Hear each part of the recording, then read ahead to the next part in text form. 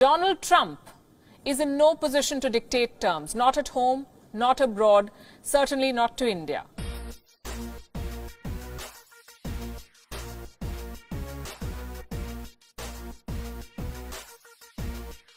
Hydroxychloroquine. It's an anti-malarial drug.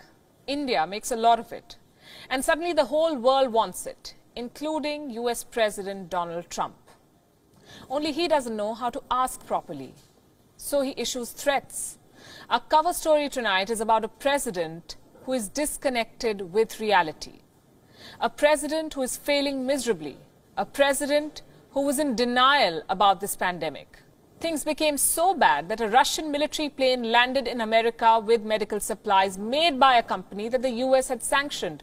Donald Trump is in no position to dictate terms, not at home, not abroad, certainly not to India.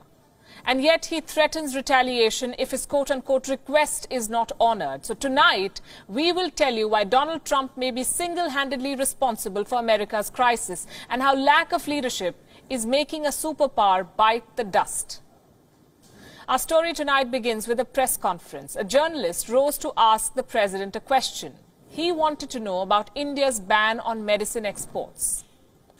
India had banned the export of medicine, specifically of hydroxychloroquine, a potential, I want to underline that, a potential cure for coronavirus. The journalist wanted to know how President Trump would deal with this ban. Trump replied with a threat. And I said, we'd appreciate your allowing our supply to come out. If he doesn't allow it to come out, that would be okay. But of course, there may be retaliation. Why wouldn't there be? A retaliation, that is what the US president is threatening. First, a botched up response, and now such bluster.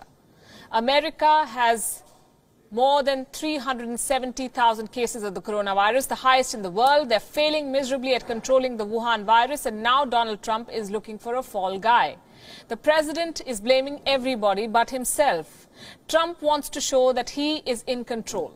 Unfortunately for him, not many believe this. Donald Trump believes he can force any country to sell him critical supplies. Well, here are some facts that we must all know. The decision to lift India's partial ban, or lift the ban partially on the export of medicines, came before Trump's so-called threat, not after. India, remember, had requests from 30-odd countries for medicines. So India decided to help those in need. That's what any mature country would do. Let me repeat, India's decision came before the president hinted at retaliation, not after. So we should dismiss Trump's comments as his trademark grandstanding. India has decided that neighborhood comes first. It will give medicines to countries that need it.